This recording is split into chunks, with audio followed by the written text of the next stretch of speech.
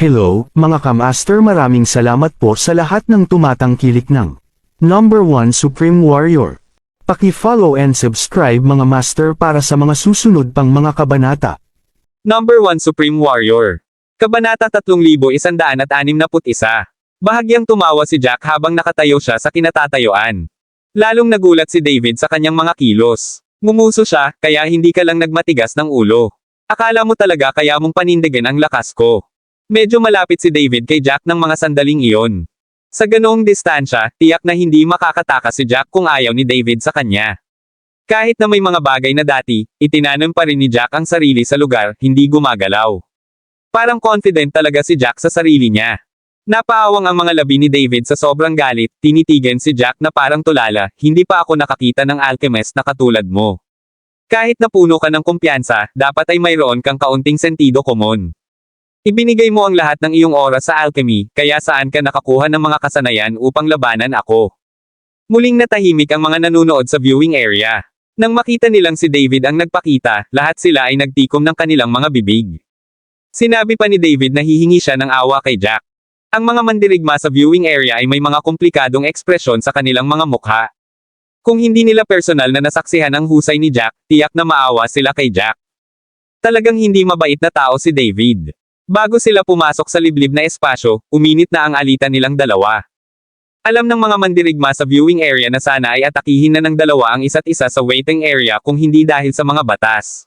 Ngayong nagkita na silang dalawa, siguradong gagawin ni David ang lahat para pahirapan si Jack. Gayunpaman, alam nila na malamang na walang kakayahan si David para pahirapan si Jack. Hindi man lang tiyak ang nanalo. Maaari nilang hulaan na si David ay dapat na nasa ikalawang yugto ng kanyang pamamaraan, kaya siya ay mas malakas kaysa kay Luther. Gayunpaman, walang paraan na mas malakas siya. Kung ikukumpara kay David, maaaring maging kalamangan pa si Jack. Sa sandaling iyon, maging ang mga mandirigma mula sa Chaos Continent ay hindi gaanong kumpiyansa na mananalo si David. Ang mga disipulo mula sa Frenzied Blade Clan ay labis na kinabahan. Gusto talaga nilang sabihin kay David na si Jack ay isang lobo na nakadamit ng tupa. Nais nila siyang bigyan ng babala laban sa pagmamaliit kay Jack. Higit pa rito, ang lahat tungkol kay Jack ay hindi kapani-pani walang kakaiba. Walang nakakaalam kung ano ang tinatago ni Jack. Naramdaman pa ng mga disipulo ng Frenzied Blade Clan na mas mabuting si David na lang ang makipagkita kay Edward. Iyon ay dahil alam man lang ni David ang mga kakayahan ni Edward, ngunit napakahusay na nagbalat kayo si Jack sa kanyang sarili. Halos lahat ay naloko. Gayunpaman, hindi alam ni David kung gaano kabahala ang kanyang mga kapwa-alagad para sa kanya. Pakiramdam niya ay naka-jackpot na lang siya ng mga sandaling iyon. Nagsisimula na nga siyang magplano kung paano niya pahihirapan si Jack.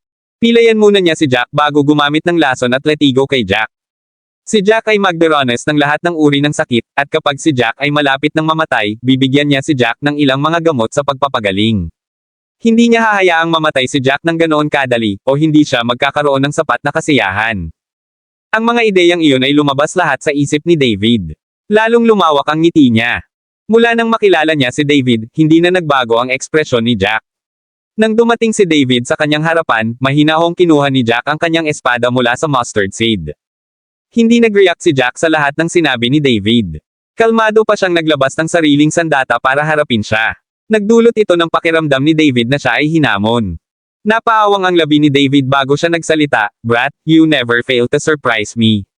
Sa tuwing nakikita-kita, parang gusto kitang bugbugin. Ang katotohanan na buhay ka pa ay isang himala." Kabanata 3162. Bakit ba ang dami mong kausap? Hindi ka naman naiinis dito, pero iba. Napaawang ang labi ni David habang namumula ang mukha sa galit, "Brat. Naging mabait ako sa iyo, ngunit palagi mo akong hinahamon. Sa tingin mo ba ito ang waiting area? Sa tingin mo ba pipigilan ako ng rules sa pag-atake sa'yo? Imulat mo ang iyong mga mata at tumingin sa paligid. Ito ay isang nakahiwalay na espasyo. Ang makukuha mo lang sa pag-provoke sa akin ay ang pagpapahirap ko sa iyo ng mas matagal." Walang magawa ang mga labi ni Jack bago tumingin kay David at sumagot, "May nauna sa iyo na nag-aksaya rin ng maraming oras sa pakikipag-usap noon. Gayunpaman, wala akong mga nakaraang salungatan sa kanya, kaya pinabayaan ko siya sa huli. Iba ka, masyado na tayong maraming conflict. Hindi na ako magiging mabait sa iyo ngayong nasa harapan ko ka na." Sinabi ni Jack ang lahat ng iyon sa isang hindi kapani-pani walang casual na paraan. Napakunot ang noo ni David sa pagkalito. Ngumuso siya bago sinabing, "Baliw ka ba? Alam mo ba ang sinasabi mo? Don't tell me nakapatay ka na ng iba bago pumunta dito. Tumanggaw si Jack, matapat na umamin dito. Matapos makita ni David na tumanggaw si Jack, nagsimula siyang tumawa ng malakas, na para bang narinig niya ang isang malaking trabaho.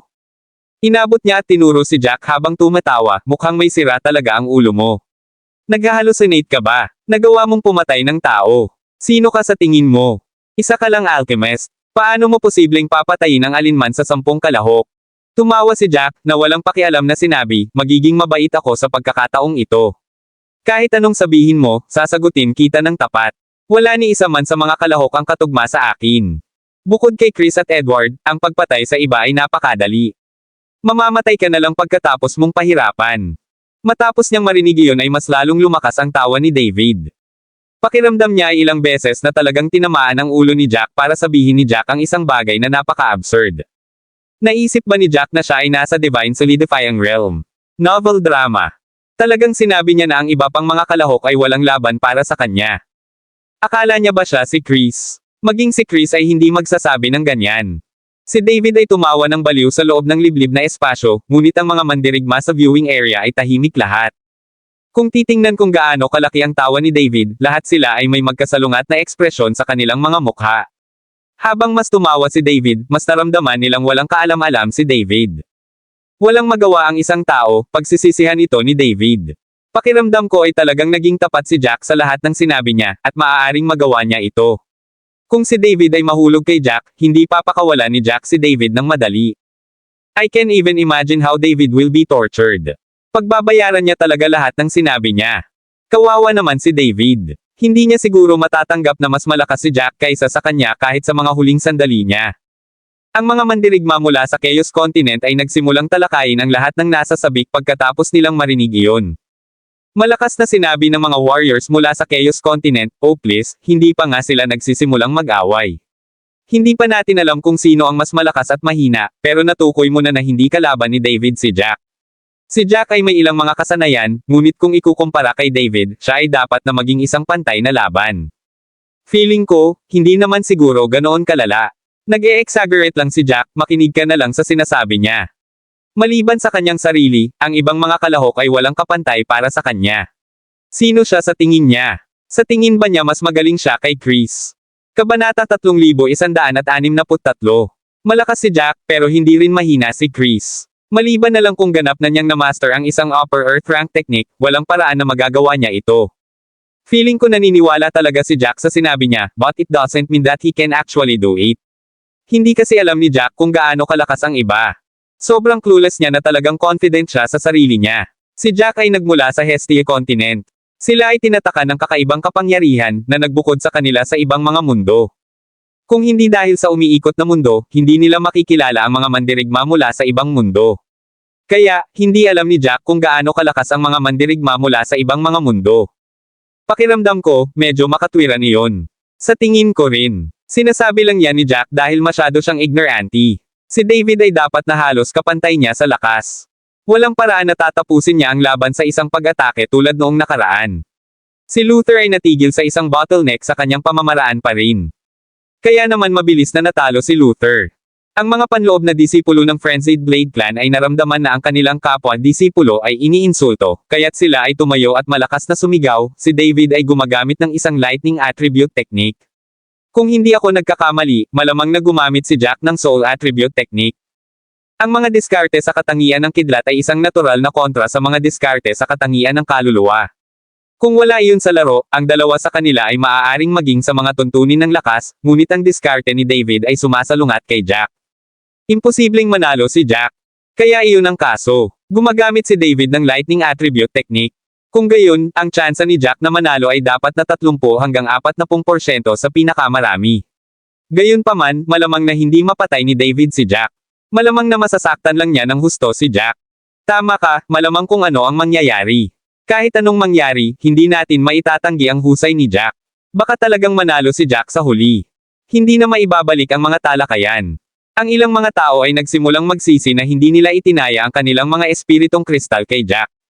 Ang mga posibilidad ni Jack ay ang pinakamataas sa lahat ng naroon. Kung talagang pinalad na manalo si Jack, ang mga tumaya sa kanya ay naka-jackpot. Sobra na yata ang mararating mo dyan. Maaaring malakas si Jack, ngunit ang kanyang mga pagkakataong manalo, sa huli, ay maliit. Sa paningin ko, talagang imposible. Hindi lang si Chris at Edward ang malakas. Medyo malakas din si David. Tingnan natin kung ano ang mangyayari bago natin sabihin ang anumang bagay. Pakiramdam ko ay malaki ang posibilidad na patayin ni David si Jack dito mismo. Karamihan sa mga mandirigma doon ay maaaring kinilala ang kakayahan ni Jack, ngunit hindi pa rin nila naisip na matatalo ni Jack si Chris sa huli at makakuha ng tagumpay.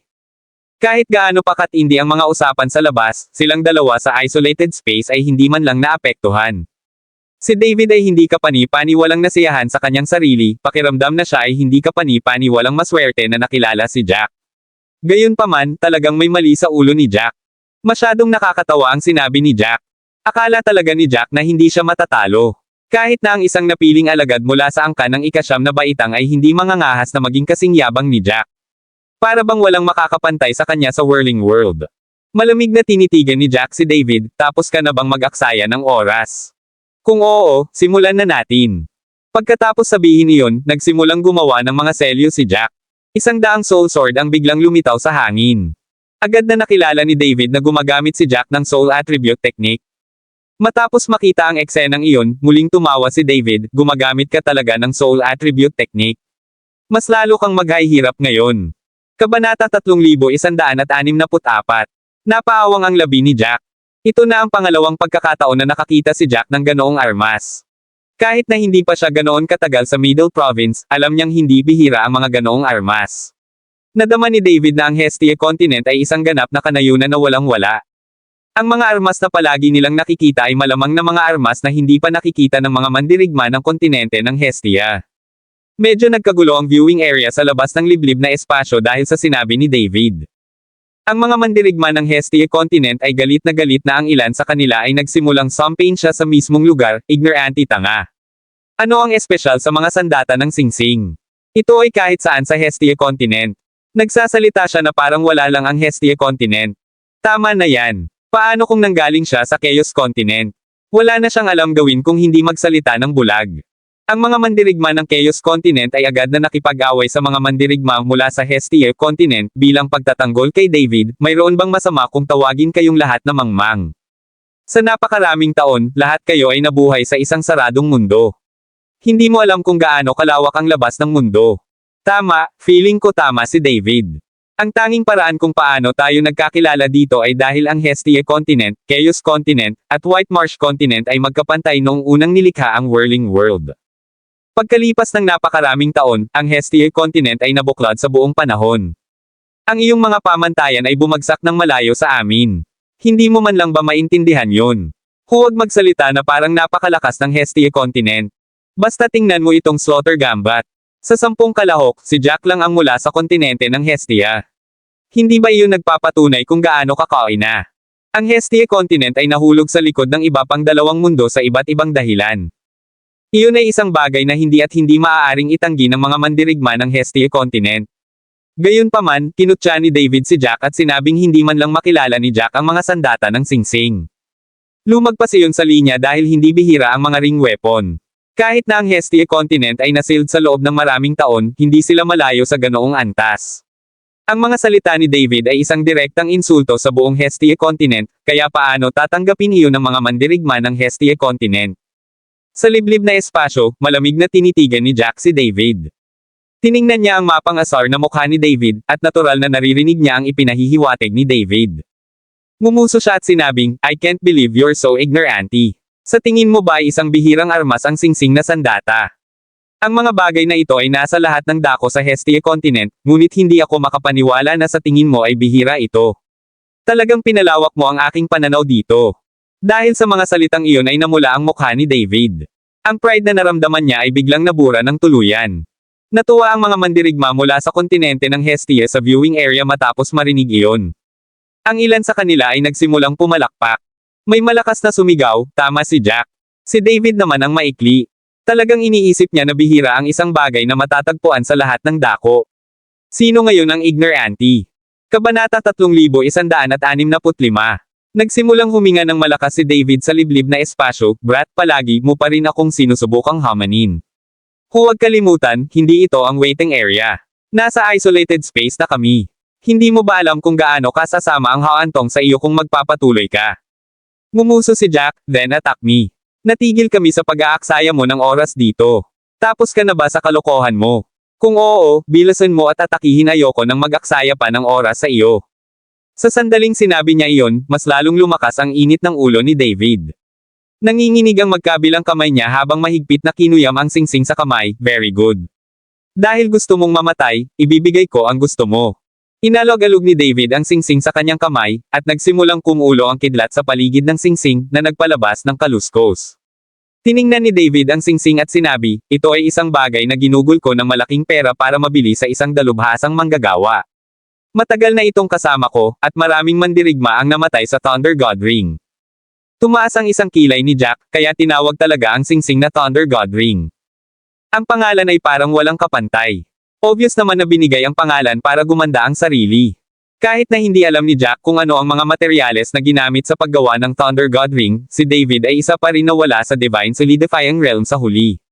Siya ay isang batang henyo lamang. Walang paraan na ginawa ang Thunder God Ring sa anumang bagay na napakamahal. Sa mga batang mandirigma, maaaring mahal ang Thunder God Ring, ngunit pagdating sa buong mundo ng ikatlong baitang, ito ay malamang na karaniwan lamang. Ang Thunder God Ring ay isang hindi kapani-paniwalang pinalaking pangalan. Walang magawang sinabi ni Jack, hindi ka ba natatakot na hindi mo kayang tuparin ang pangalan? Ang Thunder God Ring. Napakayabang.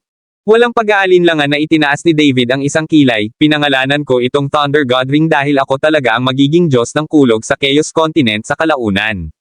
Hindi mo maisip ang aking mga tagumpay sa hinaharap. Hindi masamang pangalanan iyon. Ang aking pamamaraan ay tinatawag na Thunder Destroys All. Gamit ang Thunder God Ring, ang pamamaraan ay lubos na mapapahusay. Akala ko nahanap ka na ni Chris bago ako, at hindi ako magkakaroon ng pagkakataong ipakita sa iyo kung gaano kalakas ang diskarte ko. Hindi ako makapaniwalang pinagtagpo tayo ng tadhana para hayaan kang mamatay sa aking mga kamay.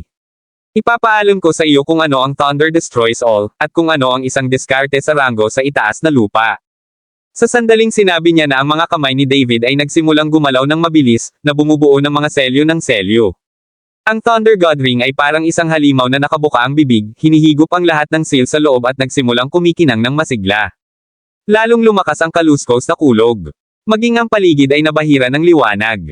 Dahan daw ang umalis ang mga paa ni David sa lupa, at nagsimulang lumabas ang mga kulog mula sa kanyang katawan, na sumasalamin sa Thunder God Ring sa kanyang kamay. Sa sandaling iyon, si David ay isang tao na gawa sa kulog na kumikinang ng maliwanag. Ang kanyang buong katawan ay napapaligiran ng lilang kidlat. Tumaas ang isang kilay ni Jack, nakatayo sa pwesto at hindi gumagalaw. Kahit na hiniling niya kay David na huwag mag-aksaya ng oras, talagang hindi siya nagmamadaling tapusin ang laban. Kabanata 3166. Matapos tumaas si David sa hangin, huminto siya. Tumingin siya kay Jack na may malamig na ngiti, "Brat. Malalaman mo kung ano ang mangyayari kapag nasaktan mo ako sa lalong madaling panahon." Hindi napigilan ni Jack na imulat ang mga mata pagkatapos niyang marinig iyon. Hanggang ngayon, intensyon pa rin ni David na mag-aksaya ng oras. Hindi mapakali si Jack na aliwin siya. Nakatayo lang siya sa pwesto tulad ng isang hindi gumagalaw na willow.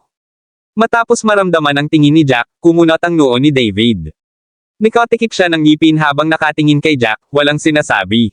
Nagpakawala siya ng galit na dagindong nang magsimula siyang gumawa ng mga selyo gamit ang kanyang mga kamay muli. Ang Thunder God Ring ay nagpakawala ng matinding glow, napakaliwanag na pinilit nitong ipikit ng mga tao ang kanilang mga mata. Nakarinig sila ng malakas na kaluskos habang ang sinag ng kulog ay bumaril kay Jack. Nagmamadaling umatras si Jack, iniiwasan ang welga. Napaawang ang labi ni David sa paghamak habang sinasabi, nagawa mong iwasan ang una, ngunit hindi mo maiiwasan ang 15. Dahil naiwasan mo ang isang kulog, paano kung 10? Pagkatapos niyang sabihin iyon, sumigaw ang 10 kulog na may kasamang bomb, na muling bumaril kay Jack. Ang 10 bolts na iyon ay sumangkop sa isang malaking lugar, at sila ay nakacharge ng napakabilis.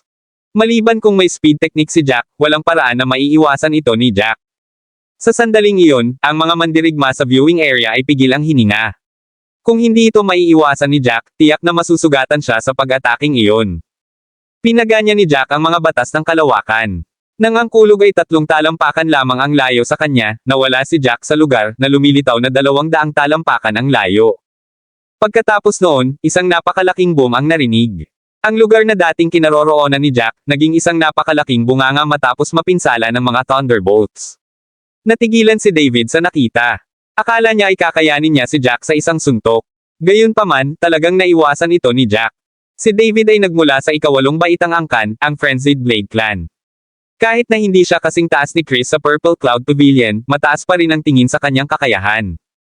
Agad na nakilala ni David na ginamit ni Jack ang mga batas ng kalawakan. Kumunat ang noo niya habang malamig na sinabi, hindi ako makapaniwala na alam mo talaga kung paano gamitin ang mga batas ng kalawakan. Bahagyang ngumiti si Jack, hindi man lang inabala si David. Sa kanyang mga mata, ang kakayahang magamit ang mga batas ng kalawakan ay isang bagay na hindi kapani-paniwalang normal, ngunit tila hindi iyon iniisip ni David. Alam ni Jack na hindi kailanman itinuturing siya ni David bilang normal sa simula. Ang mga batas ng kalawakan ay isang bagay na maaari lamang gamitin ng mga henyo. Naisip ni David na walang karapatan si Jack na gamitin ang mga ito. Nagkagulo na naman ang mga mandirigma sa viewing area. Nasaksihan na nila ang mga kakayahan ni Jack noon at naisip nila na ang kanyang mga kasanayan ay magiging kapantay ni David. Hindi nila inaasahan na magagamit ni Jack ang mga batas ng kalawakan. Kahit isang minuto lang, mas malakas pa rin ito kaysa sa karamihan ng mga mandirigma. Kabanata 3167. Kahit na ang mga mahuhusay na mandirigma ay hindi nagawang makabisado ang mga batas ng kalawakan pagkatapos ng maraming taon ng pagsasanay, ngunit magagamit ni Jack ang ilan sa mga ito. Nagawa pa niyang gamitin ang mga batas ng kalawakan upang maiwasan ang pag-atake ni David. Ang mga kakayahan ni Jack ay higit pa sa aking inaasahan. Akala ko na i-reveal na niya sa amin ang pinakamalakas niyang techniques, but it was just a small part. Masyadong malakas si Jack. Mukhang may disenteng chance talaga si Jack na manalo. Pagkatapos ng lahat, sa mga batas ng kalawakan, magagamit niya ito upang mapalapit kay David hanggat maiiwasan niya ang mga pangmatagalang pag-atake ni David. Magagawa niyang maglunsad ng biglaang pag-atake na hindi mapipigilan ni David. Ngayon sigurado na akong mananalo si Jack. Kahit maliit na bahagi lang ito ng mga batas ng kalawakan, basta't ginagamit niya ito ng maayos, magagawa niyang sakupin ang inisyatiba. Hindi mahalaga kung ang dalawa sa kanila ay halos magkapareho sa lakas, ngunit hanggat si Jack ay palaging umiiwas sa mga pag-atake ni David, ang tunay na lakas ni David ay gugugol sa kalaunan.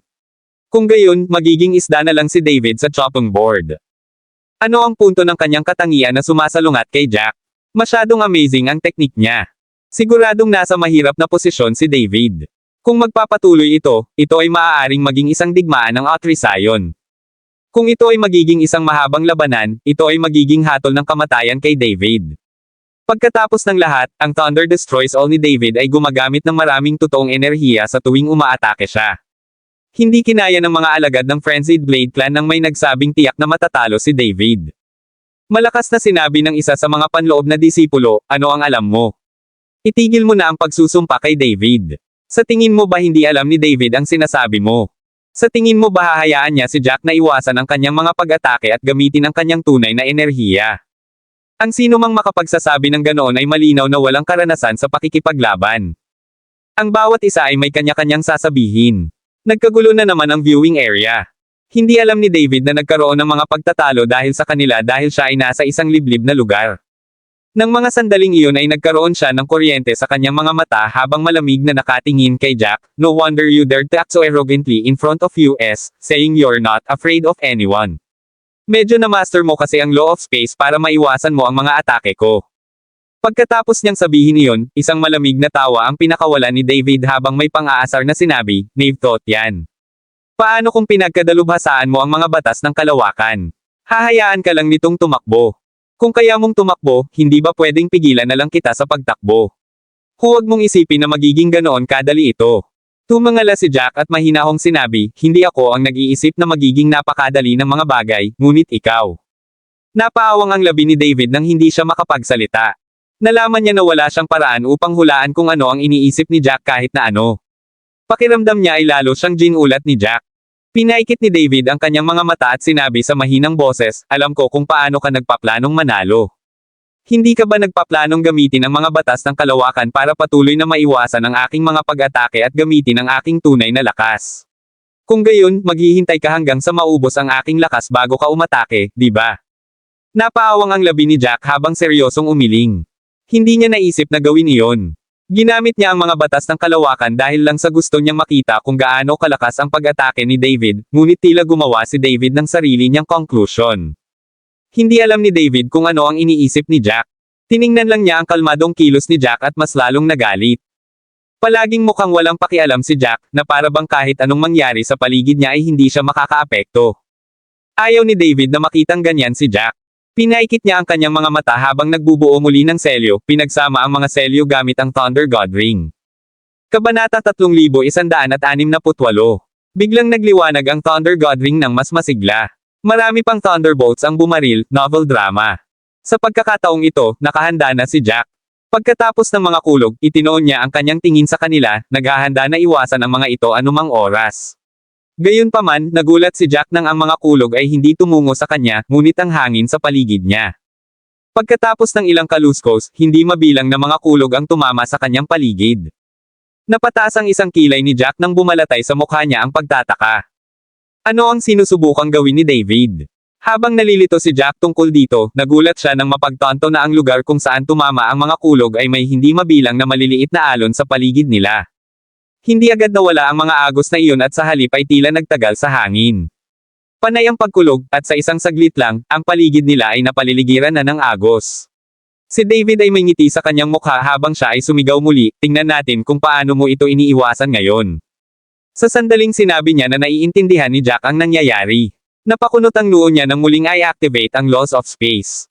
Sa pagkakataong ito, hindi ito kasing kines gaya ng dati. Nang i-activate niya ang mga batas ng kalawakan, ang maliliit na agos na parang web ay natigil sa kalawakan. Ang puwang na maaaring gamitin ni Jack ay may maraming kuryente na dumikit dito. Isang mahinang dagandong ang pinakawalan ni Jack habang isinaaktibo niya ang lahat ng kanyang tunay na enerhiya upang ipatawag ang lahat ng mga batas ng espasyo na maaari niyang kontrolin. Ang puwang na puno ng kuryente ay napakahirap ilipat. Nang muling lumitaw si Jack, 30 talampakan lang ang layo niya mula sa dati niyang posisyon. Sa karunungan ni Jack sa mga batas ng kalawakan, nakagalaw sana siya ng hindi bababa sa 200 talampakan ng sabay-sabay kung hindi nakagambala ang mga agos ng kuryente. Gayunpaman, ang kasalukuyang mga alon ay lubhang nakaapekto sa paggamit ni Jack ng mga batas ng kalawakan. Kahit ibigay na niya ang lahat, 300 talampakan lang ang kanyang nagawa. Ang kanyang kakayahang maiwasan ang anumang pag-atake ay lubhang nabawasan. Hahaha, sunod-sunod na tawa ang nagmula sa hangin. Tumangala si Jack para makita si David na labis na nasisiyahan sa kanyang sarili. Malakas na sinabi ni David, nagpapanik ka na ba ngayon? Nasabi ko na sayo, iyong mga kakarampot na kakayahan mo ay hindi man lang banggitin sa harap ko. Naisip mo ba na hindi ka magagapi dahil lang alam mo kung paano gamitin ng kaunti ang mga batas ng kalawakan? May paraan pa ako para harapin ka. Kung pinagkadalubhasaan mo ang mga batas ng espasyo sa isang antas na walang halaga, talagang wala akong magagawa sa iyo. Gayunpaman, kaunti lang ang alam mo dito. Kailangan ko lang gamitin ang ilan sa aking mga kasanayan, at nahuli ka na sa aking net. Tingnan natin kung paano mo maiiwasan ang mga pag-atake ko ngayon.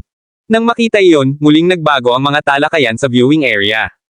Marami sa mga mandirigma mula sa Chaos Continent ang nadama na sa wakas ay nakahinga na sila ng maluwag. Ang mga ignorante na mga hanggal na iyon mula sa kontinente ng Hestia ay labis na nakipag-usap kay David para sa kanilang sariling pagmamataas. Ang mga mandirigma mula sa kontinente ng Chaos ay may sasabihin. Ang mga mandirigma mula sa Chaos Continent ay nagsimulang magsalita ng malakas. Kabanata 3169. Narinig mo ba lahat yan? Yan ang agwat sa pagitan nila. Paano kung alam niya kung paano gamitin ang mga batas ng espasyo ng kaunti? Sa harap ng mga tunay na amo, walang kabuluhan ang lahat. May paraan si David para malampasan ang anumang pwedeng ibato sa kanya ni Jack. Kahit na may ilang kakayahan si Jack, hindi siya makakataka sa pagkakahawak ni David. Kung wala ang mga batas ng espasyo, kailangang harapin ni Jack ang mga pag-atake ni David ng direkta. Ang pagkontra sa mga katangian ay hindi isang bagay na maaaring paglaruan lamang. May problema ngayon si Jack. Ang lahat ng mga plano ni Jack ay umusok. Ang kanyang paggalaw ay nakakulong sa 30 talampakan. Hindi niya lubos na maiiwasan ang mga pag-atake ni David. Sa pagtingin sa kanya, malamang na kailangan niya ng malaking pagsisikap para makalipat siya ng ganoon kalayo. Ang tunay na enerhiya na kailangan niya upang gamitin ang mga batas ng espasyo ay malamang na maihahambing ngayon sa kung ano ang kailangan ni David. Gustuhin man niyang maubos ang tunay na enerhiya ni David, nauubos din ang sariling enerhiya. Nabigo ang kanyang mga plano. Nagtataka lang ako kung gaano katagal kayang kunin ni Jack si David. Ang lahat ng mga mandirigma ay nadama na ang pagkakataon ni Jack na manalo ay hindi ganoon kataas sa puntong iyon. Naramdaman nila na malamang na 20-30% lang ang posibilidad na manalo siya. Maliban na lang kung may iba pang trump card si Jack, tiyak na matatalo si Jack. Maaaring hindi siya mamatay, ngunit hindi niya maiiwasan ang matinding pinsala. Malakas na sinabi ng isa sa mga disipulo mula sa Frenzied Blade Clan, tingnan natin kung gaano niya kagustong magyabang ngayon. Buong-buo ang tingin niya sa lahat bago ito. Nararapat talaga sa kanya ang tamang palo. Ngayon, maayos na ang pakikitungo ni David sa kanya. Walang paraan na magiging ganoon siya kayabang ngayon. Mas mainam kung maaari siyang makitungo sa isang pagkakataon. Ayoko nang makita ang kayabangan niya. Pagkatapos niyang sabihin iyon, marami sa mga mandirigma ng kontinente ng Hestia ang medyo nalungkot. Nadama ng mga mandirigma mula sa kontinente ng Hestia na nakakahiya ang mga ginawa ni Jack dahil hindi nila alam kung gaano kalakas si Jack noon. Akala nila ay ipapahiya lang sila ni Jack sa pagsali sa sugal ng pagpatay. Gayunpaman, ginamit ni Jack ang kanyang mga kakayahan upang baguhin ang kanilang isip. Si Jack ay biglang naging pinakamalaking pag-asa ng Hestia Continent. Si Jack na ininsulto ng mga disipulo ng Frenzied Blade Clan ay naging sanhi ng kalungkutan ng mga mandirigma mula sa kontinente ng Hestia, ang mga resulta ay hindi pa nakikita, kaya't itigil ang pagmamayabang. Kahit na ito ay isang masamang matchup sa mga tuntunin ng mga katangian, kung si Jack ay namamahala upang gumanap ng normal, imposible pa ring sabihin kung sino ang mas mahina. Baka may trump card pa si Jack. Walang kapantay si David para sa kanya. Sumagot ang isang panloob na disipulo mula sa Frenzied Blade Clan, anong trump card? Paano siya nagkaroon ng trump card? Kahit na mas maraming trump card si Jack, sa tingin mo ba ay wala si David? Hindi mananalo si Jack dahil hindi siya mananalo, hindi na kailangan pang pagtalunan pa. Kahit hindi pa tapos ang laban, malinaw ang resulta para makita ng lahat. Siguradong matatalo si Jack. Kung malaya kang tulungan si Jack na makipagtalo, hindi ba dapat ipagdasal mo si Jack na huwag mamatay mula rito? Kung hindi, ang kahihinatnan ay magiging mapaminsala para kay Jack. Tuwang-tuwa si David ng mga sandaling iyon na abot tenga ang ngiti nito. Nang makita niyang nakakunot ang noo ni Jack, mas masaya siya kaysa makapulot siya ng 1,000,000 spirit crystal sa kalye. Medyo pamilyar na siya sa ugali ni Jack noon. Magaling talaga umarte si Jack. Kahit ano pa ang sabihin ng iba o ang nangyari, nagawa ni Jack na umarte na parang walang pakialam. Kahit na siya ay mahusay sa pag-arte, si Jack ay nagsimulang sumimangot na inihayag ang kanyang panloob na mga alalahanin. Nahulaan ni David na tiyak na takot si Jack sa sandaling iyon. Siya ay malamang na hindi kapani-pani walang nag-aalala na siya ay matalo at pahirapan hanggang sa siya ay mamatay. Pinangarap na ni David kung ano ang magiging hitsura ni Jack habang nakaluhod siya sa lupa at humingi ng awa. Masarap sa pakiramdam iyon. Siguradong babayaran niya ang lahat ng galit na idinulot sa kanya ni Jack. Siguradong pahihirapan si Jack. Sa sandaling iyon, maliban sa bahagyang pagsimangot, si Jack ay hindi nagpahayag ng labis na emosyon. Hindi pa siya nakasimangot dahil natatakot siyang matalo. Sa halip, ito lang ang unang pagkakataon na hindi niya madaling magamit ang mga batas ng kalawakan. Ang kanyang mga kalaban bago ito ay wala talagang reaksyon sa discarding ito. Kabanata 3170. Ito ang unang pagkakataon na nakatagpo ni Jack ang sinumang maaaring maghigpit sa kanyang mga batas sa kalawakan. Ang katotohanang magagawa ito ni David ay malamang na nangangahulugan na sina Chris at Edward ay may kanya-kanyang paraan din. Mukhang kailangan niyang iwan ang mga batas ng kalawakan para sa mga mahahalagang sandali sa hinaharap. Hindi niya maaaring ipaalam sa kanyang kalaban ang kanyang kakayahan. Novel drama. Pinaikit ni David ang kanyang mga mata bago siya muling nagsimulang gumawa ng mga selyo. Sabik niyang inaabangan si Jack na lumuhad at nagmamakaawa sa kanya. Ayaw niyang mag-aksaya ng oras habang ang kanyang mga seal ay muling sumanib sa Thunder God Ring. Nagningning ang Thunder God Ring habang 10 Thunderbolt pa ang binaril kay Jack. Ang mga tunog ng kulog ay umalangaw-ngaw sa kanyang mga tainga, at alam ni Jack na hindi na niya maiiwasan ang mga ito. Napilitan siyang harapin ito ng ulo. Nagpakawala siya ng buntong hininga bago siya bumuo ng mga selyo ng sunod-sunod na nag-condense ng 40 soul sword sa hangin. Nang harapin niya si Luther, hindi nagpigil si Jack at bumuo ng 100 soul swords para patayin kaagad si Luther. Gayunpaman, ayaw niyang gawin iyon sa sandaling iyon. Ang mga kasanayan ni David ay medyo mas mahusay kaysa kay Luther. Para kay Jack, si David ay isang mahusay na batong panghasahan upang patalasin ang kanyang karanasan sa labanan. Iyon ang dahilan kung bakit nabuo lamang niya ang 40 soul swords. Gusto niyang makita kung ano ang magiging resulta kung gagamitin lang niya ang unang yugto ng Destroying the Void. Ibang-iba ang lugar na ito sa dati. 40 soul sword sa labas ng mundo ay iba sa loob ng Whirling World. Pagkatapos ng lahat, pinaghihigpitan ng Whirling World ang mga kakayahan ng lahat. Ang lahat ay limitado sa huling yugto ng likas na kaharian. Noon, kailangan niyang gamitin ang kanyang mga diskarte para makabawi. Pagkakaiba sa kapangyarihan. Gayunpaman, ang lahat ay nasa parehong antas doon. Ito ay isang tunay na pagsubok ng pamamaraan laban sa pamamaraan. Nais niyang makita kung ano ang magiging resulta kapag ang isang teknik sa ikalawang yugto ng ranggo sa itaas na lupa ay sumalungat sa isang pamamaraan sa itaas na pinakamataas na ranggo ng Diyos. Sa pag-iisip na iyon, bumaril siya pasulong at sumugod mismo sa kulog. Medyo napalaki ang bibig nila sa gulat nang makita ang nangyari. Baliw ba si Jack? Siya ay nagmamadali sa kulog. Hindi ba siya natatakot na masunog ng buhay? Ang mga diskarte sa katangian ng kaluluwa ay natural na masama laban sa mga diskarte sa katangian ng kulog. Kaya, ang mga diskarte ni Jack ay may kapansanan na. Kahit na malakas si Jack, pakiramdam ng mga mandirigma sa viewing area ay tiyak na matatalo si Jack. Talagang hindi siya kalaban ni David sa isang laban. Siya ay naghahanap upang mamatay. Nang makita ni David si Jack na sumusugod, tumawa siya habang sumisigaw, dahil gusto mong mamatay, ibibigay ko ang iyong hiling. Walang pakialam si Jack sa sasabihin ng mga kalaban niya. Nakatingin lang ang kanyang mga mata sa kulog. Siya ay sumigaw, at 40 soul swords ay nabuo sa isang napakalaking isa na sumanib sa espada ni Jack. Sa pamamagitan ng isang hiwa, ang espada ay nakipagsagupaan sa masiglang kulog. Ang lahat ay nakarinig lamang ng isang boom habang ang dalawang pag-atake ay marahas na nagsasalpukan sa isa't isa. Bumubuhos ang mga alon at alon ng enerhiya. Sa sandaling iyon, nanlaki ang mga mata ng lahat. Kahit na ang liwanag ay hindi kapani-pani walang maliwanag na nakakasakit sa kanilang mga mata, hindi pa rin nila gustong iiwas ang kanilang mga tingin. Nag-aalala sila na mawalan sila ng anumang detalye. Pagkatapos ng ilang kaluskos, hiniwa ng kulay abong slash ang mga thunderbolt sa kalahati. Ang kulay abong slash ay kapansin-pansing nawala ng bahagi ng kapangyarihan nito, ngunit tumakbo pa rin ito patungo kay David. Nagtaas ng kilay si Jack.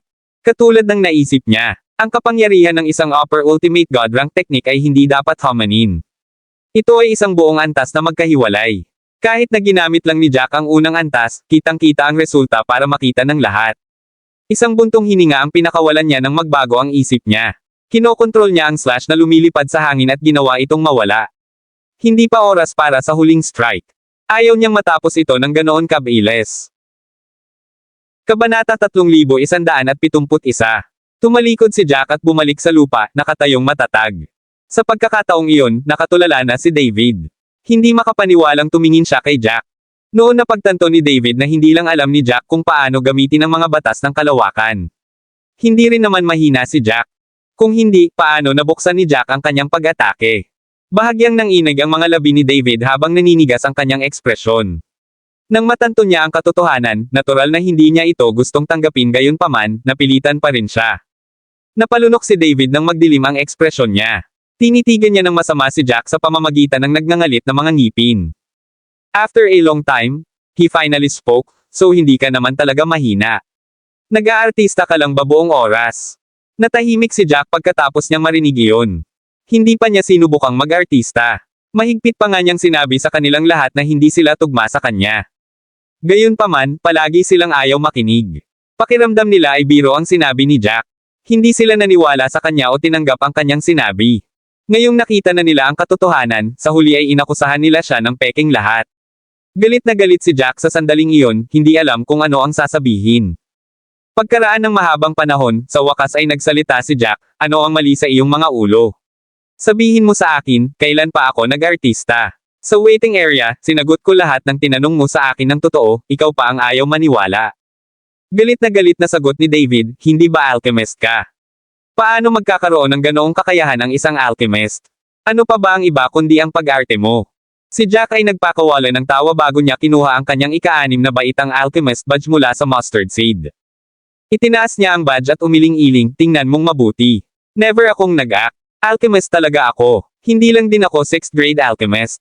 Bawal bang lumaban ang mga alchemist? Naninigas ang labi ni David nang makita ang 6th grade alchemist badge at bahagyang napanganga. Pakiramdam niya ay may nakabara sa kanyang lalamunan. Wala siyang masabi. Sa masusing pagsisiyasat, natitiyak ni David na totoo ang badge. Isa talaga itong badge ng alchemist sa ika-6 na baitang. Kahit na sila ay mula sa magkaibang mundo, ang mga pattern at seal sa mga alchemist badge ay pareho. Walang paraan para mapeke ito, at nakalagay pa nga ang pangalan ni Jack. Napaawang ang labi ni David habang nagpupumilit na maghanap ng sasabihin. Malinaw na hindi nagsisinungaling si Jack. Kaya lang, na-misjudge sila kay Jack dahil masyado silang na-stuck sa sarili nilang impression. Gayunpaman, hindi talaga nila masisisi iyon. Sa unang lugar, si Jack ay mula sa kontinente ng Hestia. Iyon lang ay mag-aanyaya sa kanila na tingnan siya. Pangalawa, si Jack ay isang alchemist. Kung ito man ay nasa Hestia Continent, Chaos Continent, o White Marsh Continent, halos imposible para sa mga alchemist na maging malakas pagdating sa pakikipaglaban. Iyon ay karaniwang kaalaman. Karaniwang inilalagay ng mga alchemist ang lahat ng kanilang mga iniisip at nakatuon sa alchemy. Paano sila magkakaroon ng oras para magsanay sa pakikipaglaban? Novel drama. Kung ang isang alchemist ay mas malakas kaysa sa mga mandirigma na nagtalaga ng kanilang sarili sa pakikipaglaban, ito ay hindi makatwiran. Gayunpaman, lahat ng nakita niya noong araw na iyon ay bumasag sa mga paniniwala ni David. Galit man siya kay Jack, kailangan pa rin niyang tanggapin ang katotohanan iyon. Ang viewing area ay muling sumabog sa kaguluhan salamat kay Jack. Hinarap ni Jack si David ng direkta, at talagang hindi natalo. Nakita rin nila na ang Slash ay mayroon pa ring kapangyarihan dito pagkatapos na bumagsak sa kulog. Gayunpaman, nakakonsumo lang ito ng sobrang lakas upang hawakan ang anyo nito, na naging sanhi ng pagkalat nito sa hangin. Wala ni isa sa mga mandirigma doon ang nakaalam na si Jack ang nag-disperse ng Slash. Kabanata 3172. Ginawa iyon ni Jack kanina para dayain ang mga nanunood sa laban niya. Nais niyang isipin ng lahat na ang Slash ay naubos ang lahat ng lakas nito at nagkalat sa hangin sa halip na siya ang maghiwa-hiwalay nito. Kung tutuusin, kung mabubunyag ang katotohanan, walang dahilan para ipagpatuloy ang laban. Naninigas si David. Nanatili siyang nakalutang sa hangin, ngunit ang kanyang mga mata ay nagsimulang mawala ng kalmado sa unang pagkakataon. Mabilis silang namula nang magsimula siyang magmukhang multo na kakaakyat lang sa impyerno. Panay ang pagkibot ng kanyang mga labi, at para siyang patuloy na nag-aapoy sa matinding galit. Tinitigan niya ng masama si Jack, gustong sampain si Jack, ngunit hindi makahanap ng dahilan. Lahat ng mga sinabi niya para bastyusin si Jack noon ay biglang nawala ng kahulugan. Si Jack ay hindi basura, ngunit isang mandirigma na maaaring tumayo sa pantay na paalaban sa kanya. Si Jack ay hindi lamang isang alchemist, ngunit isang mandirigma na maaaring karibal sa kanya. Hindi niya maiwasang ilagay si Jack sa ranking ng Frenzied Blade Clan. Batay sa kung ano ang ipinakita ni Jack sa ngayon, si Jack ay hindi bababa sa 10 nangungunang. Ang pag-iisip pa lang ay namula ang mukha ni David. Ang lahat ng iyon ay ganap na nagwasak sa kanyang mga naunang karanasan. Kailan nagawa ng mga alchemist ang lahat ng iyon? Kailan pa naging kapantay niya ang mga alchemist sa pakikipaglaban? Habang iniisip ito ni David, lalo pang nagalit si David. Gusto niya talagang hiwain si Jack, pero hindi ganoon kadali. Matagal niyang inayos ang sarili bago nanlaki ang mga mata at sinabing, kahit hindi ka nagsisinungaling, sinadya mo pa ring mag-artista noon. Gusto mo kaming iligaw para mabiglo mo kami sa mga oras na ganito. Punong-puno ka talaga ng pakulo. Hindi pa ako nakatagpo ng isang mandirigma na kasenjiya mo noon. Napaawang ang mga labi ni Jack sa sobrang inis ng marinig iyon. Kahit hindi siya nagsisinungaling, nag-aartista pa rin siya. Napabuntong hininga si Jack, ginagulo mo na ang katotohanan. Dahil hindi ako nagsinungaling, paano ako nag-aartista? Nabulag ka na ng tuluyan sa galit mo. Tumanggi kang kilalanin ang aking kakayahan, ipinipilit na sisihin ako. Bakit hindi mo na lang aminin na bulag ka? Never akong nagtago ng kahit kanino, ikaw lang ang nakaisip na baliw ang mga kilos ko. Pagkatapos noon, palagi mo pa akong kinukutya sa waiting area na sinasabing ipapakita mo sa akin ang iyong kakayahan. Pagkasabi niya noon, napatawa si Jack. Malamig niyang tinignan si David, well, I've seen your skills now. Walang kakaiba. Galit na galit si David. Nagsimulang mag-apoy ang mukha niya sa galit habang nakakuyom ang ngipin, huwag mong isiping mananalo ka dahil lang sa kaya mong harapin ako. Mayroon pa akong ilang mga trick sa aking manggas. Huwag masyadong excited. Nasabi ni David ang lahat ng iyon sa pamamagitan ng pag-igting ng mga ngipin. Halata kung gaano siya galit. Magkaharap sila sa liblib na espasyo, at sa labas ng nakahiwalay na espasyo, nagkakagulo ang viewing area. Ang labanan ay patuloy na nagbabago, at ang kanilang kalooban ay kasama nito. Nagsimula ito sa pag-iisip ng lahat na sila ay pantay-pantay sa kanilang panig kay Jack pagkatapos makitang ginagamit ni Jack ang mga batas ng espasyo. Pagkatapos nito, nakita nila na pinigilan ni David ang pamamaraan ni Jack, at ang mga posibilidad ay tila pabor kay David. Nabaliktad na naman ang sitwasyon. Matapos maranasan ang lahat, lahat sila ay hindi kapani-paniwalang nasa sabik. Ay nako, nakakaaliw ito. Akala ko ang pagmadali ni Jack sa kulog ay ang huling galaw niya. Gayunpaman, talagang kaya niyang harapin ang pag-ataking iyon ng walang takot. Kabanata 3173. Hindi mo kami masisisi sa sobrang saya. Maging si David mismo ay nabigla. Tingnan mo na lang ang ekspresyon niya. Malinaw na ayaw niyang tanggapin ang katotohanan. Sa wakas na-realize niya na walang pushover si Jack. Si Jack ay hindi na lamang magtutuon ng pansin sa pagtakas. Ang mga kakayahan ni Jack ay katumbas ng kanya. Kahit na may kalamangan sa mga katangian, nagawa ni Jack na harapin ang isa sa kanyang mga pag-atake ng walang anumang takot. Tama na yan. Pakiramdam ko ay halos kumakapit lang si David. Ang kanyang mental state ay malamang na nagkagulo na. Nagsisimula ng maging purple ang mukha niya. Siguradong naghihirap siya sa loob. Habang sinasabi nila iyon, medyo iilan sa kanila ang umiling ng walang magawa kahit na nagsimulang makiramay kay David. Sa bagay, hindi pa nakita ni David ang tunggalian ni Jack kay Luther kanina. Noon pa man ay pakiramdam ni David na si Jack ay isa lamang langgam na maaari niyang patayin anumang oras. Gayunpaman, ang langgam ay naging isang phoenix. Kahit hindi niya talaga kayang harapin si Jack. Hindi ba makakagulo iyon sa ulo niya? Kung ako si David, malamang na hindi ko ito mate-atago. Mababaliw ako sa galit. Kung tutuusin, sobrang kinukutya niya si Jack, pero siya lang pala ang naging bulag. Malakas talaga si Jack, at mukha na siyang clown ngayon. Naabot ng taong iyon ang lahat ng tamang puntos. Medyo marami ang sumang-ayon sa kanya. Napakaasim ng ekspresyon ni David ng mga sandaling iyon marahil dahil naaalala niya ang lahat ng sinabi niya noon. Lahat ng mga salitang iyon ay bumalik para sampilan siya sa mukha. Talagang may kakayahan si Jack para hindi matakot sa lahat ng nandoon, ang iba ay ignorante lang. Ang mga talakayang iyon ay naging pangunahing paksa ng pag-uusap na naging sanhi ng pagkawala ng kalmado ng ilang tao. Ang mga mula sa Purple Cloud Pavilion at ang Frenzied Blade Clan ang pangunahing naapektuhan. Pagkatapos ng lahat, ang mga salungatan ni Jack kay Chris at ang iba pa ay nakita ng lahat.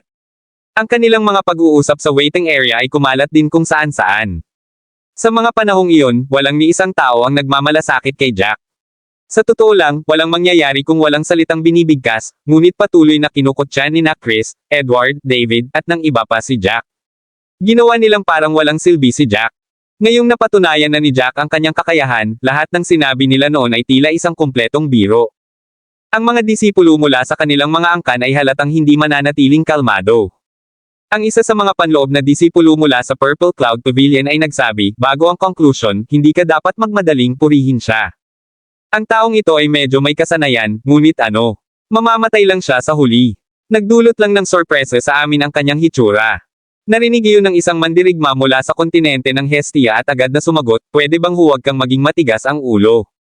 Kahit na sa kasalukuyang ipinapakita ni Jack, kahit si Chris ay kailangang mag-isip ng 2 beses tungkol sa pagharap sa kanya. Hindi pa sigurado ang huling mananalo. Pinakamahusay na panoorin kung ano ang iyong sinasabi ngayon dahil kapag lumabas na ang mga huling resulta, ang mga salitang iyon ay maaaring sampal sa mukha mo. Kabanata 3174. Maaga pa sa laro. Huwag gumawa ng mga conclusion ng maaga. Kahit anong sabihin mo, hindi kami maniniwala sa'yo. Kayong mga mandirigma mula sa kontinente ng Hestia ay talagang nakakatuwa. Pagkaraan ng mahabang panahon, sa wakas ay lumitaw ang isang tulad ni Jack. Lahat kayo ay biglang naging proud sa inyong sarili. Ang mga mandirigma mula sa kontinente ng Hestia ay lubusang nagalit sa mga salitang iyon. Hindi sila pumayag na tanggapin na lang ito at sumigaw pabalik ng malakas. So what kung proud tayo? Malakas si Jack, may masama bang ipagmalaki iyon? Naaalala mo ba kung paano kayong lahat ay tila ipinagmamalaki ang inyong sarili nang minamaliit ninyo kami? Hindi ba't ganyan ang ginawa mo dahil mayroon kang napakalakas na mandirigma mula sa iyong mundo? Ngayon, tingnan mo kung paano ka kumikilos. Ikaw lang ba ang pinapayagang ipagmalaki? Sino ka sa tingin mo? Ang tensyon sa viewing area ay napakalaki. Ang mga mandirigma mula sa lahat ng 3 mundo ay hindi nagkagusto sa isa't isa. Ang mga mandirigmang iyon ay walang ibang nais kundi tipunin ang kanilang mga sarili upang labanan ang mga mandirigma mula sa ibang mga mundo. Nawala ng kontrol sa sarili ang lugar. Sa sandaling iyon, ang pinaka-frustrate sa viewing area ay ang mga disipulo mula sa Unbreaking Pavilion ng Hestia Continent. Natural na kilala ng kanilang mga alagad kung sino si Jack. Nag-issue si Grayson ng utos na hulihin si Jack ng buhay anuman ang mangyari. Gayunpaman, sa mga nangyayari sa kanilang harapan, bigla silang nawala ng malay sa gagawin. Ang mga kakayahan ni Jack ay lumampas sa alinman sa kanilang mga inaasahan. Kung talagang nakaligtas si Jack, tataas ang kanyang katanyagan. Pagkatapos, maraming puwersa ang maghahadjust ng mga sanga ng Oliva kay Jack. Kung nangyari iyon, magiging mas mahirap ang pakikitungo kay Jack. Gayunpaman, naglabas si Grayson ng matibay na utos. Kung hindi nila ito natapos, kailangan nilang tanggapin ang responsibilidad. Isang inner disciple ng Unbreaking Pavilion ang nagdikit ng ngipin at sinabing, bakit kailangang si Jack? Ang Unbreaking Pavilion ay dapat na nakatadhana lamang upang magkaroon ng problema kay Jack. Simula nang makilala natin si Jack, hindi na natatapos ang mga problema natin. Una, napakarami nating mga tauhan ang namatay sa Level 9 City na iyon. Pagkatapos noon, napakaraming bagay ang nangyari sa Thousand Leaf City at Prosper City. Hindi pa kami nakakakuha ng anuman sa kanilang lahat. Kung makakaligtas siya dito, ang Unbreaking Pavilion ay maaaring maging target ni Jack. Malaking problema kung mangyayari iyon. Sumimangot ang isang piniling disipulo sa tabi ng lalaking iyon at sinabing, masyado kang nag-aalala. Gustuhin man niyang makipagdeal sa clan namin, isa lang siyang lalaki. Ang dami naming lalaki, bakit kami matatakot? Hanggat tayong lahat ay nananatiling nagkakaisa, wala siyang pagkakataong gumawa ng anuman sa atin. Napabuntong hininga ang panloob na disipulo habang nakatingin sa piniling disipulo, hindi ko siya sinusubukang purihin sa sarili naming gastos. Bihirang magandang ideya na masaktan ang isang taong kasing talino at malakas na gaya ni Jack. Tama ka, nag-iisa siya, habang ang Unbreaking Pavilion ay may lakas sa bilang. Gayunpaman, nangangahulugan din iyon na mayroon siyang higit na kalayaan. Kung magkakaroon siya ng pagkakataong tambangan ng ating mga alagad, marami sa atin ang mamamatay. Ang mga salitang iyon ay ang mahahalagang punto ng pag-uusap. Tulad ng sinabi ng inner disciple na iyon, ang Unbreaking Pavilion ay may kalamangan sa mga numero, ngunit nangangahulugan din ito na hindi sila gaanong nababaluktot. Masyadong malakas si Jack. Kung makatagpo si Jack ng sino mang naliligaw na mga disipulo, iisa lang ang magiging resulta. Sa paglipas ng mahabang panahon, ang isang bentahe ng numero ay magiging walang silbi. Kakailanganin nilang tipunin ang lahat ng mga disipulo upang pigilan si Jack sa pagkuha ng mga pagkakataong ito. Matapos marinig ng mga disipulo sa paligid niya ang pagsusuring iyon, lahat sila ay nagsimulang sumimangot. Ito ay tiyak na isang problema na kailangan nilang harapin, at ito ay isang malubhang problema na ang kanilang buhay ay nakataya. Kabanata 3175. Pagkaraan ng mahabang panahon na pag-isipan ito, sinabi ng napiling disipulo, huwag nating masyadong mabilis na magmadali. Patuloy pa rin ang sugal ng pagpatay. Baka hindi na ito maiwan ni Jack ng buhay. May isang problema pa rin para sa kanya. Napakalakas ni Chris. Hindi magiging madali para sa kanya na patayin si Chris. Sa liblib na espasyo, sa wakas ay kumalma si David pagkatapos ng mahabang pakikibaka sa pag-iisip. Gaano man niya kagalit si Jack, kailangan pa rin niyang harapin ang nasa harapan niya. Kinailangan niyang patayin si Jack, o ang kahihinatnan ay magiging kakilakilabot. Huminga ng malalim si David bago nagtaas baba at sinabing, hindi ka ba natutuwa sa sarili mo? Akala mo kaya mong manalo dahil lang sa isang pag-atake mula sa akin? Sabihin ko sa iyo, imposible. Hindi ko pa naipakita sa iyo ang huli at pinakamalakas kong pag-atake. Balak kong iwan ito para kay Chris, ngunit laging may mga sorpresa. Kailangan ko talagang gamitin ito sa iyo. Pagkasabi noon ay nagliwanag ang buong katawan ni David. Nakarinig ang lahat ng hiyawan nang biglang lumitaw ang 6 na pakpak sa likuran ni David. Matindi ang pagkinang ng mga pakpak na iyon, na nagmukha siyang Diyos. Gumawa si David ng mga selyo ng sunod-sunod, at ang mga pakpak ay patuloy na sumasayaw. Patuloy na tumalon si Thunder sa mga pakpak na iyon. Nagbago ang aura ni David. Ang matatalas niyang mata ay talagang kumikinang na lila. Siya mismo ay nagmukhang isang napakalaking agos, kumikinang ng maliwanag sa hangin. Malakas niyang sinabi, ito ay tinatawag na Windjust Thunder God Possession. Ito ang pinakamalakas na atake na magagamit ko. Ito rin ang pangalawang pinakamalakas na pag-atake sa loob ng Thunder Destroys All. Magandang tanggapin ang galit ko, Jack. Siguradong hindi mo ito kakayanin.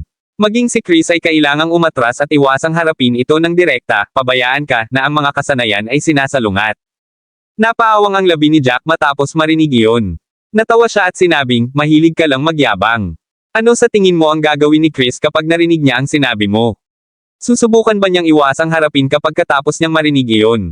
Oo naman, laging nagagawang hampasin ni Jack si David kung saan ito masakit.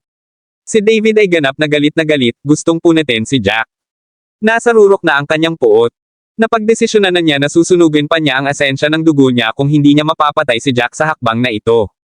Pagkatapos ng lahat, ito ay kaligtasan ng pinakamatibay sa loob ng nakahiwalay na espasyo. Kahit na kailangan niyang pagbayaran ito ng kanyang buhay, sisiguraduhin niyang mamatay si Jack kasama niya. Sa sandaling iyon, si David ay nabaliw na kay Jack. Para siyang blade na anyo noon, handang itapon ang sarili niyang buhay. Hindi alam ni Jack kung ano ang iniisip ni David, ngunit hindi ito magkakaroon ng pagbabago. Kung gusto ni David na saktan ang sarili, titingnan nila kung kaya niyang magtagal. Huminga ng malalim si Jack, gumawa ng maraming seal gamit ang kanyang mga kamay. Biglang lumitaw ang 60 soul sword sa harap ni Jack. Ang mga espada ng kaluluwa na iyon ay kumikinang ng malabo, tulad ng isang palason na palabas sa impyerno. Halatang siksik sila sa soul energy. Malakas na sinabi ni Jack, halika.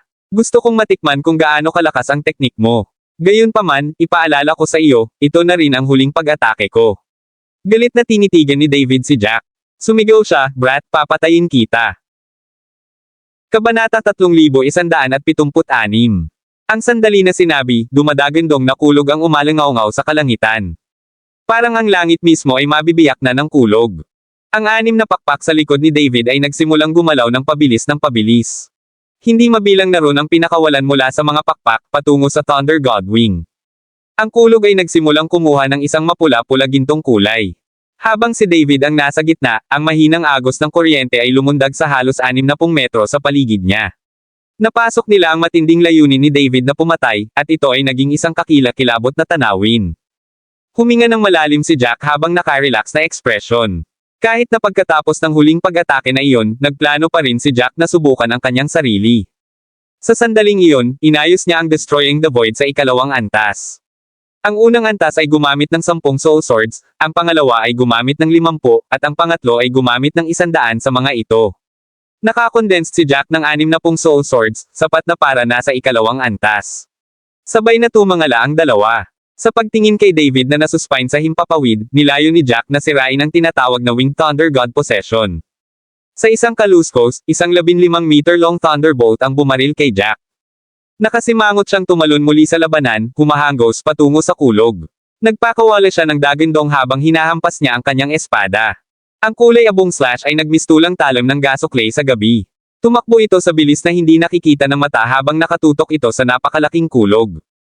Pagkatapos nito, maririnig ang matinding kaluskos. Ang kinaroroonan ni Jack ay natatakpan na ng gintong liwanag. Nangyari ang lahat ng biglaan na halos hindi mahuli at mahulaan ng mga manunood ang kalabasan ng laban. Sa sandaling iyon, isang kulay abong hiwa na kasing laki ng kamao ang bumasag sa gintong liwanag at mabilis na tumalsik patungo sa dibdib ni David. Naubos na ni David ang lahat ng kanyang lakas sa puntong iyon at nasa isang napakahinang kalagayan. Nang makita niyang lumilipad sa kanya ang slash ay bigla siyang nataranta. Gayunpaman, ang kanyang mga instinct sa labanan ay mabilis na sumipa, at nagawa niyang iwasan ang pag-atake. Gayunpaman, naipasok na ni Jack ang mga batas ng espasyo sa slash na iyon. Sa kabila ng katotohanang 15 metro pa ang layo ng laslas kay David, sa isang iglap lang ay lumitaw ito sa harapan niya. Napaiyak si David habang pilit na umiiwas dito. Nang mga sandaling iyon, nanginginig siya habang umiiyak. Gayunpaman, huli na ang lahat. Sa isang kalabog, nakita niya ang kulay abong slash na tumatago sa kanyang puso. Ang matinding sakit ay naging sanhi ng paninigas ng kanyang buong katawan. Pagkatapos nito, nawala ang lahat ng kanyang pakiramdam ng pangangatwiran habang siya ay nahulog mula sa himpapawid, katulad ng ginawa ni Luther. Bumagsak siya sa lupa at maliwanag na nawala ng kakayahan. Bumalik din si Jack sa lupa. Tumingin siya habang si David ay namimilipit sa lupa sa sakit tulad ni Luther. Oo naman, karamihan sa mga tao ay nag-react sa parehong paraan pagdating sa sakit sa kaluluwa. Ang sakit ay ganap na sinunog ang lahat ng pakiramdam ng pangangatwiran. Hindi na niya nagamit pa ang tunay na enerhiya sa kanyang katawan na naging dahilan ng pagbagsak niya sa lupa mula sa himpapawid. Nagtaas ng kilay si Jack. Kahit na ang kapangyarihan ng 60 soul swords ay hindi maaaring maliitin. Ito ay talagang isang teknik sa itaas na Ultimate God rank. Laban sa gayong pamamaraan, ang mga diskarte sa itaas na ranggo sa lupa ay wala. Ang may pakpak na Thunder God Possession. Isang magarbong pangalan iyon, ngunit hindi ito nagdulot ng anumang banta kay Jack. Tumawa si Jack habang dahan-daang naglakad papunta kay David. Kinokontrol niya ang kapangyarihan sa loob ng katawan ni David, tinitiyak na dahan-daang nilalamon ng Destroying the Void ang kaluluwa ni David. Naalala pa niya ang sinabi sa kanya ni David sa waiting area. Sinabi ni David na dahan-dahan niyang pahihirapan si Jack hanggang sa puntong naiintindihan niya ang pagkakaiba ng kanilang kapangyarihan. Naalala ni Jack ang lahat ng sinabi ni David, at oras na para bayaran niya ang presyo. Ibang-iba ang sitwasyon sa sinabi ni David. Si Jack ang kamay na humatol sa halip, at dahan-daang naunawaan ni David ang malaking pagkakaiba sa pagitan nila. Kabanata 3177.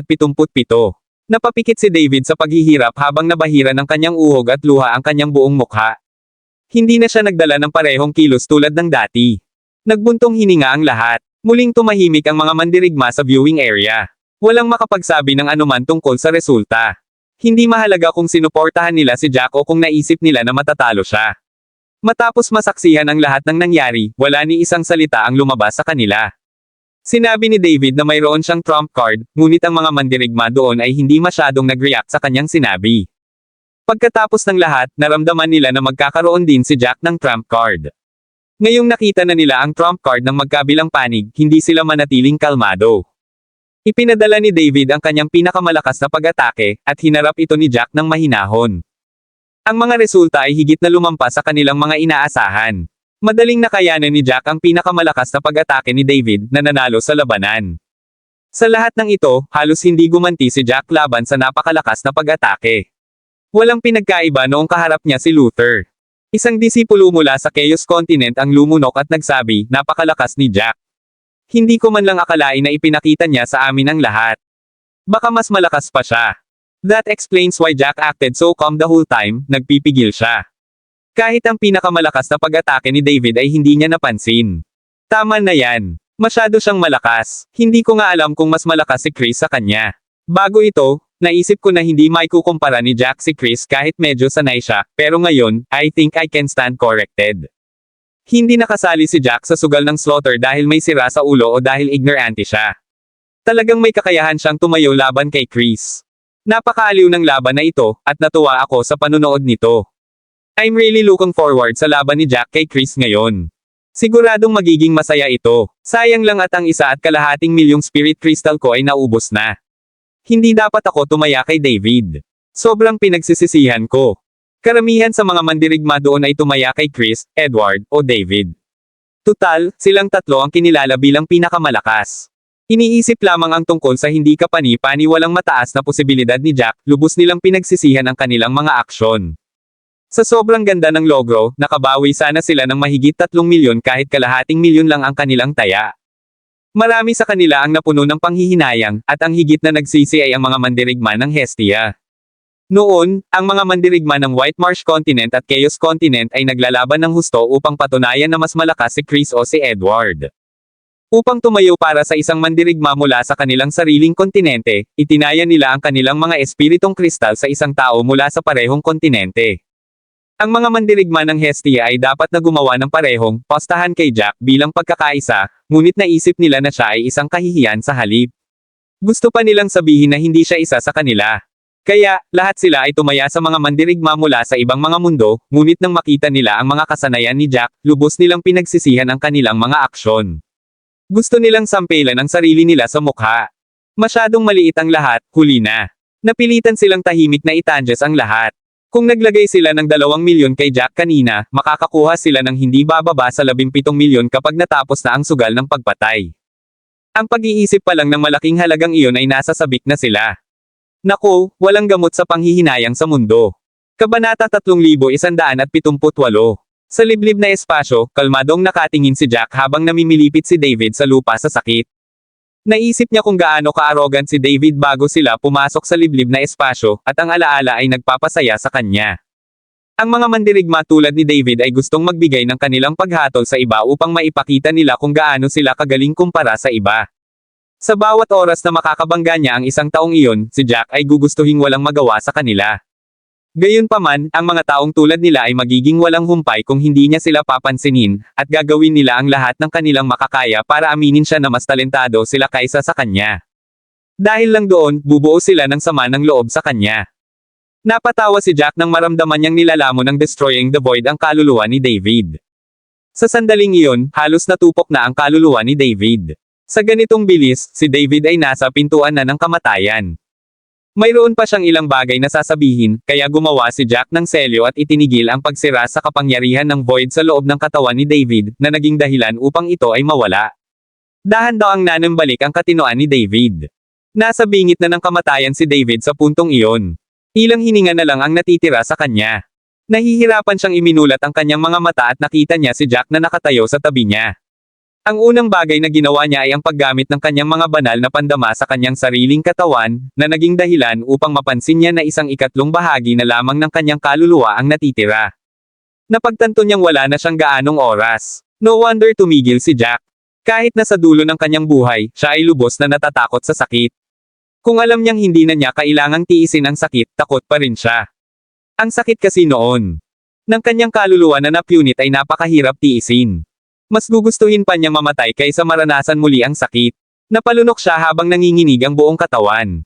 Nanginginig ang kanyang mga labi habang mahinang nagsasalita, hayaan mo lang akong mamatay. Inaamin ko ang pagkatalo. Wala nang pakialam si David sa kanyang karangalan o dignidad sa puntong iyon, na itinapon sila sa puntong ito. Ang sakit sa kanyang kaluluwa ay naging dahilan upang iwaksin niya ang kanyang dignidad bilang isang malakas. Tumawa si Jack. Pagkatapos ay lumuhad ka sa harap ko ngayon din, humingi ka ng awa tulad ng sinabi mong gagawin ko bago ito. Kung gagawin mo iyon, maaari kong isaalang-alang na palayain ka. Nanigas at namutla ang mukha ni David. Pulang-pula ang kanyang mga mata, at pakiramdam niya ay mababaliw na siya. Gusto ni Jack na lumuhad siya at magmakaawa sa kanya. Kanina, isinantabi nga niya ang kanyang karangalan sa pamamagitan ng pag-amin ng pagkatalo, ngunit hindi ibig sabihin ay ibinasura na niya ang lahat. Kung siya ay luluhod at humingi ng awa kay Jack sa lugar, ito ay ganap na makakabasag ng anumang karangalan na naiwan sa kanya. Pakiramdam ni David ay hindi niya magagawa iyon, kahit mamatay siya, hindi niya gagawin iyon. Tumingin si David sa paligid niya. Kahit na wala sa paligid, alam ni David na lahat ng mga mandirigma sa viewing area ay tiyak na nakatitig sa kanya at kay Jack na nanlalaki ang mga mata. Kung gagawin niya iyon, ito ay masisira niya ang reputasyon ng Frenzied Blade Clan bago siya mamatay. Maaari niyang suron ang kanyang sarili, ngunit hindi niya kayang suron ang kanyang angkan. Para sa kapakanan ng mabilis na kamatayan, mapipilitin siyang lumuhad sa harap ng kanyang kalaban. Ang kalaban ay mula pa sa Hestia, isang lugar na palagi niyang minamaliit. Humihingal siya, nasa bingit na ng pagbagsak. Labis siyang natakot sa sakit ng kanyang kaluluwa na mapunit, ngunit hindi pa rin niya magawang tumawid sa linyang iyon. Sari-saring emosyon ang bumalot sa kanyang puso, at biglang may naramdaman si David sa kanyang lalamunan. Dumura siya ng dugo at umubo ng matindi habang nanginginig ang buong katawan. Kabanata 3179. Tumingin si Jack kay David, na nasa bingit ng kamatayan, at biglang tumawa. Naaalala mo pa ba ang sinabi ko sa iyo noon? Marahas na umubo si David habang dahan-daang tumangala pagkatapos marinig ang mga salita ni Jack, ang kanyang ekspresyon ay nalilito sa pagtatalo. Hindi na hinintay ni Jack na sumagot si David habang nagpatuloy siya, I told you that I'd make you repeat everything you said after entering the isolated space. Binuhay kita sa halip na patuloy kang pahirapan hanggang kamatayan para dito. Dahan-dahan niyang niluhod ang kanyang tuhod habang nagsasalita, nakatingin mismo sa mga mata ni David. Tumingin siya at sinabi mo na masyado akong mayabang, na ang isang alchemist ay hindi kailanman maglakas loob na hamanin ka. Sinabi mong hindi ko alam ang lugar ko at ipapakita mo sa akin, sa pamamagitan ng iyong mga aksyon, ang agwat sa pagitan nating dalawa. Naaalala mo ba lahat iyon? Hindi natarante si Jack nang magsalita ito na para bang pinag-uusapan ang kanyang hapunan. Napaawang ang labi ni David nang hindi niya mapigilan ang sarili na isipin ang nangyari sa waiting area. Nahawakan niya ang kanyang sarili sa napakataas na pamantayan at tinatrato niya si Jack na parang wala siyang kwenta. Para sa kanya, si Jack ay walang iba kundi isang biro. Ngunit ang biro na iyon ay nagpapahirap sa kanya hanggang sa sukdulan sa sandaling iyon. Kahit na ginawa niya ang lahat ng kanyang makakaya, wala pa rin siyang laban kay Jack. Nanginig ang buong katawan ni David, at pati ang mga kalamnan sa mukha ay nagsimulang umikot. Patuloy ni Jack, sabi mo, may agwat sa pagitan nating dalawa. Maaari mo bang ipaliwanag sa akin kung ano ang golpo? Sinabi mo pa sa akin na hindi ko alam kung gaano kalakas ang mga totoong eksperto. Maaari mo bang ipaliwanag sa akin ngayon kung gaano sila kalakas? Hindi ko talaga alam. Nang marinig iyon, mas lalong naging magulo ang paghinga ni David nang unti-unting namula ang kanyang maputlang mukha. Pakiramdam niya ay tuluyan na siyang napahiya. Nang marinig niyang muli ang mga salitang iyon ay tila siya ay hindi makapaniwalang mayabang. Gusto niyang ipagtanggol ang sarili, ngunit hindi niya alam kung ano ang sasabihin. Ang mga salita ni Jack ay natural na kumalat sa pandinig ng mga mandirigma sa viewing area. Nang marinig iyon, hindi napigilan ng mga mandirigma ang kanilang sarili na mapabuntong hininga. Bago pumasok sa liblib na espasyo, ang pakikipag-usap ni Jack kay David ay kumalat sa buong viewing area, at walang naniniwala kay Jack. Kung paano lumingon ang mga talahanayan. Minamaliit niya ang lahat dahil may karapatan siyang gawin iyon. Tunay na may agwat sa pagitan ni Jack at David, ngunit si Jack ang may mas mataas na lugar habang si David ay dumi lamang sa lupa. Ang isang wandering warrior sa viewing area ay hindi maiwasang umiling at sabihin, ang mundong ito ay talagang puno ng mga sorpresa. Hindi ako makapaniwala na si David ang mayabang. Totoo naman kung tutuusin na walang dapat minamaliit. Sabi ng isang mandirigma na may mataas na katayuan sa tabi niya, lagi kong alam na may mali kay Jack. By that, I don't mean he's a crazy, but his actions are just far too strange. Masyadong mabilis ang aming mga conclusion tungkol sa kanya, at wala kaming alam tungkol sa kanya, kaya naramdaman niyang lahat ng sinabi niya ay masyadong biro. Gayunpaman, pakiramdam ko ay hindi magagawa ng sinumang matino. Anumang bagay na walang katotohanan ng walang dahilan. Kaya naramdaman kong may tinatago si Jack. Ngayon, mukhang tama ang hula ko. Pero, wala naman talaga siyang tinatago, buti na lang hindi ko naisip ang totoo. Kabanata 3180. Bago ito, may nagsabi na si Jack ay isang alchemist na walang background. Maaabot nga kaya ng isang wandering warrior ang kanyang taas. Hindi lamang ang kanyang alchemy ay katangi-tangi, ngunit ang kanyang lakas ng loob ay pambihira din. Hindi siya regular na lalaki. Si Jack ay hindi maaaring maging isang wandering warrior. Matapos sabihin iyon ng taong iyon, bumawi ang mga gumagala na mandirigma sa paligid niya. Pakiusap, huwag mag-isip ng walang isip. Dahil sa tingin mo na imposible, hindi ibig sabihin na hindi ito magagawa ng iba. Paano kung siya ay isang wandering warrior? Bawal bang maging mga henyo ang mga wandering warriors? Maraming nakatagong mga henyo sa mga gumagala na mandirigma. Ang mga alagad ba mula sa mga high-grade clans lang ba ang pinapayagang maging henyo? Ayaw ko sa mga mangmang na mahilig mag-assume ng mga bagay na katulad mo. Ang lugar ng panunood ay napuno ng mga argumento, habang si David ay halos hindi nakahawak sa kanyang huling thread sa nakahiwalay na espasyo. Wala siyang sagot sa sinabi ni Jack. Naramdaman lang niya na siya ay hindi kapani-pani walang nakakahiya, at siya ay isang kumpletong biro. Dahan daw ang itinaas ni David ang kanyang ulo at malakas na sinabi, gumagamit ka ba ng lower ultimate god rank technique? Nagulat si Jack sa sinabi niya. Hindi niya inaasahan na sasabihin iyon ni David pagkatapos ng lahat ng sinabi niya. Nagtaas ng kilay si Jack at natatawa habang sinasabi, bakit mo nasabi iyan? Huminga ng malalim si David bago niya inipon ang natitirang lakas niya, hindi ako tanga. Naramdaman ko kung gaano kalakas ang diskarte mo noong nakipag-away ako sa iyo. Natalo ako, and I'm willing to accept that, but I'm sure na kahit na perpekto ko ang Thunder destroys all, hindi pa rin ako makakapareha sa iyo. Hindi yun mangyayari kung ang iyong diskarte ay kapareho ng sa akin. Kaya naman sigurado ako na gumagamit ka ng diskarteng mas mataas kaysa sa ranggo sa lupa. Pagkatapos niyang sabihin iyon, natawa siya sa sarili niya, I can't believe I mocked a genius among geniuses. Pagkatapos ng lahat ng kahihiyan na ito, tinatanggap ko na ako ay ignorante. Pagkatapos niyang sabihin iyon, hindi na makahawak ang kaluluwa sa katawan ni David. Ito ay ganap na naglaho. Sa isang kalabog, si David ay bumagsak sa lupa, at siya ay nalagutan ng hininga. Tumawa lang si Jack. Alam niyang hindi kailangan ni David ang kanyang sagot, ngunit mali pa rin ang hula ni David, kahit na malapit na ang sagot. Ang pagsira sa void ay hindi isang mas mababang ultimate god rank technique, ngunit mas mataas. Bahagyang umiling si Jack bago niya huling sumulyap sa bangkay ni David. Pagkatapos noon ay tumalikod na siya at nagtungo sa ibang direksyon. Nag-flash sa isip ni Jack ang imahe ng isang tao. Ang susunod na taong kailangan niyang harapin ay ang taong iyon. Muling tumahimik ang liblib na espasyo, ngunit ang lugar ng panonood ay sumabog na may mga ingay. Ang huling mga salita ni David ay nagpasiklab sa damdamin ng lahat ng mga mandirigma sa viewing area. Matapos marinig ng isang tao ang mga salita ni David, sinabi nila, ano ang sinabi ni David? Gumagamit si Jack ng mas mababang ultimate god rank technique. Niloloko ba ako ng tenga ko? Isang mas mababang ultimate god rank technique.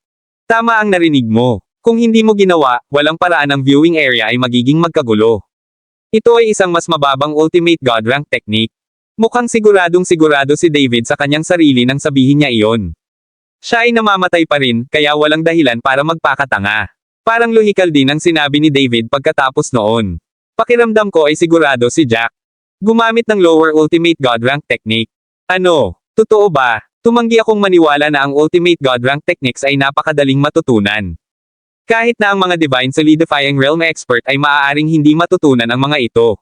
Wala pang 60 taong gulang si Jack, kaya maihahambing ba talaga siya sa isang tao sa Divine Solidifying Realm? Maraming salamat mga ka-master sa walang sawang pagsusubaybay, isang like, share, and subscribe naman dyan mga ka-master. Abangan ang susunod pang mga kabanata.